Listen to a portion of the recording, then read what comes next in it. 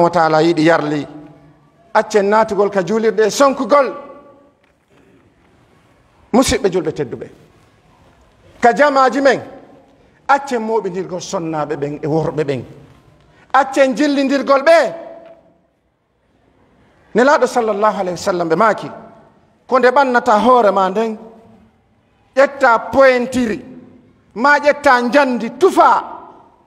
hoore ma nden ɓurma ya salmin sonnajo mo daganakimo he la ilaha illallah sa inni a hiwrota ko ɗo sonnajo e jama no gasa ñamata ka jama no foppo pottita ton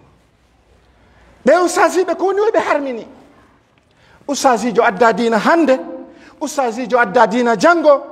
ɗum ɗo ko Allah subhanahu wa ta'ala yamiri e kadi ko nafa mum musidɗo hutuba wiima dambugal ngal no udditi fi sonnaɓe nayo fi wota yanu e bone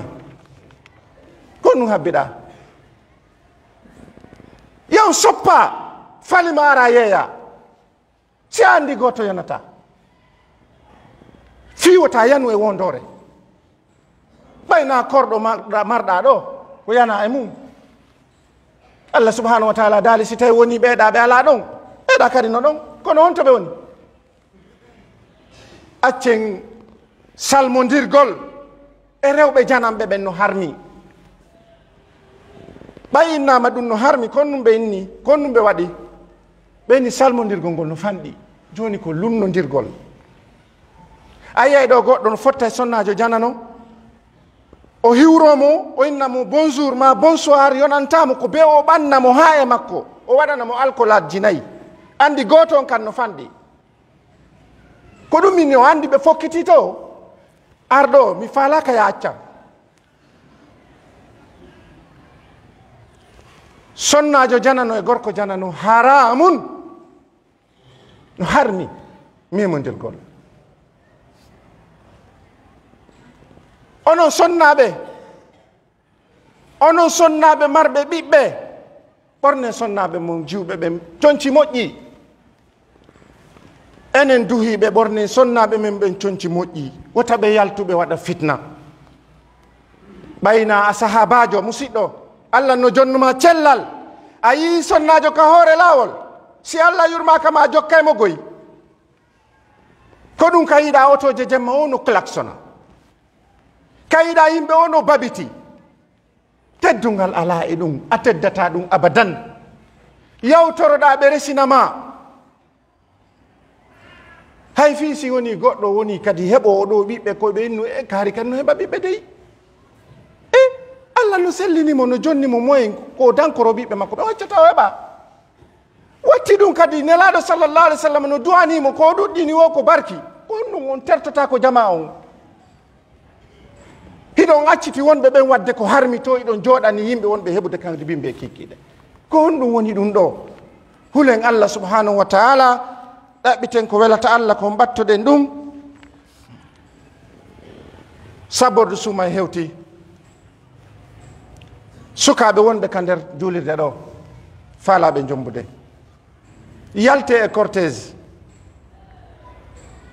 yalte e ƴawgol hoore otoji e sonugol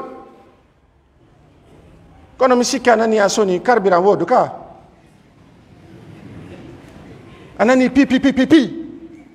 carburant woodu si tawi woni hay otowal ka yaata ɗon signa ɓay a signay ɓay nde juulirde ɗo yo nanale ma yaar signa ɗo ko hay ngal otowal ɗon ko so tawi ngal ɗon heɓay carburant ko ɗum wat siya ida yaade ka tango feƴƴiɗo are a yiyata hayya gertogal ngal no gasata e kangal ko pasingal yo ɓayno ngal yaka travaux arno ɗo ayyatano motoru ka travaux ko nema mo Allah subhanahu wa ta'ala jarribori en o jatti par ce que en ala jarnude Allah subhanahu wa ta'ala andi tan en Allah subhanahu wa ta'ala tampereji ɗi onnen tampude ɗin innen ko enen tigi wullen e Allah subhanahu wa ta'ala toroɗen mo yaafuye laɓɓinan en Allah subhanahu wa ta'ala laaɓodiren hakkundeji men yiɗanen jama on moƴƴere neɗɗo nafuɗoma on bimbe kikiɗe ta habbito ha o yiyama yiɗa toranade mo Allah wullu e Allah ɓawo makko musidɓe julɓe tedduɓe, bani adama on so laɓɓinani Allah subhanahu wa ta'ala ɓernde makko nden o yirani yimɓe ɓen jama o moƴƴere nden, Allah moƴƴinay fi makko. haray andeji meɗen ɗin fof, tampereji meɗen ɗin, ɗe lette ɗe wonɗe wurde ɗo, la shakka ko enen tigi wallahi sen changi Allah subhanahu wa ta'ala o changana en. ten daro tun hoore lamɓe ɓen tun en fuɗɗike kadi jooɗagol hoore komme samɓe ɓen, ten toñuɓe leydi ndin fof ko ni wayi. goto sodata marchandise fi yo yeeyo perda, on landike ko jaluɓe yoɓi fi yoɓe heɓu on marchandise alors que angiɗa besoin nimo. bonnugol inde yimɓe ɓen no weeli ha kono dartugol golleji ma ɗin an wela. miɗo toro Allah subhanahu wa ta'ala ɗiɗo andeji meɗen e tampereji meɗen lette ko wuruɗen ka leydi ɗo yo Allah wattutu ɗum waɗa newende. toro Allah subhanahu wa ta'ala wallimɓe haajuji dennaboji e mariage ji yo Allah newin ɗum laato. ɓe haajuji mum feƴƴi e jaam yo Allah waɗu barki e mum, ko ñaama e mum ko yara e mum yo Allah waɗu barki e mum. perdunoɓe jawle yo Allah lontin ɗum. bandiraɓe men ɓe resaka ɓen yo Allah arsikuɓe dese laaɓuɗe dagiɗe, yo Allah danduɓe ɓe bonnude ko Allah subhanahu wa ta'ala haɗiɓe e mum. e toro Allah subhanahu wa ta'ala sukaɓe men faalaɓe dese yo Allah hokkorɓe dese laaɓuɗe. e toro Allah subhanahu wa ta'ala fewndo ɗo ni kala marɗo ande yo Allah ittu. toro Allah subhanahu wa ta'ala o ko fokkiti ɗo kadi fi probléme carburant yo Allah dandu en wurde ɗum ɗo. Allah si tawi ko fi neɗɗo goto wonɗa men lettirde yaafo men Allah. en torki Allah subhanahu wa ta'ala ko an woni moƴƴo, moƴƴin fiya men Allah. en toroma Allah subhanahu wa ta'ala wano men moɓodiri ɗo ni sina faale ko yiɗuɗa an Allah subhanahu wa ta'ala yaafe mon faljereji amen moɓidira amen ni yawmal qiyama ka aljannaji maɗa ya Allah rabbi. en toro Allah subhanahu wa ta'ala yo Allah moƴƴi hakkudeji men, yo Allah moƴƴi fiilamɓe men ɓen,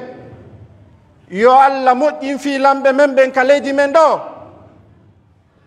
yo Allah waɗuɓe andita ɓe hiɓe laami ɓe jonnita en haqqeji men ɗin, yo Allah waɗu en enen kadi ɗoftotoɓe musidɓe julɓe, yo Allah waɗu en anda ɓe wonde lamɓe ɓen ko teddinteɓe teddinenɓe. ɗo toro Allah subhanahu wa ta'ala ɓeɗo mawɓe meɗen ka julirde ɗo yo Allah jonnuɓe cellal, yo Allah jonnuɓe doole, yo Allah jonnuɓe feere, yo Allah jonnuɓe fira. ɗo toro Allah subhanahu wa ta'ala yo Allah arsiku en moƴƴere hakkunde men e ɓe gureji meɗen ɗin, yo Allah moƴƴi hakkunde men e sonnaɓe men ɓen, yo Allah ittu seytani hakkunde men e sonnaɓe men ɓen. faalaɓe resude ɓeydite yo Allah newnanɓe ɗum laato, ɓeydi tuɓe yo Allah waɗu barki e mum, faalaɓe wonde ka goto yo Allah waɗu barki e mum, heɓuɓe ɓiɓɓe yo Allah waɗu barki e ɓiɓɓe ɓen, faalaɓe ɓiɓɓe yo Allah arsikuɓe ɓiɓɓe. ɗo toro Allah subhanahu wa ta'ala o kanko woni toreteɗo, kanko woni jaabinowo andeji yimɓe ɓen. Allah itta en andeji ɗin. ربنا آتنا في الدنيا حسنة وفي الآخرة حسنة وقنا عذاب النار. ربنا لا تزغ قلوبنا بعد إذ هديتنا وهب لنا من لدنك رحمة إنك أنت الوهاب. اللهم ألف بين قلوبنا، اللهم ألف بين قلوبنا برحمتك يا أرحم الراحمين. اللهم آت نفوسنا تقواها وزكها أنت خير من زكاها، أنت وليها ومولاها برحمتك يا أرحم الراحمين. اللهم صل على سيدنا محمد وعلى آل سيدنا محمد كما صليت على إبراهيم وعلى آل إبراهيم، وبارك على محمد وعلى آل محمد كما باركت على إبراهيم وعلى آل إبراهيم إنك حميد مجيد. سبحان ربك رب العزة عما يصفون وسلام على المرسلين وآخر دعوانا أن الحمد لله رب العالمين. قوموا إلى صلاتكم يرحمكم الله.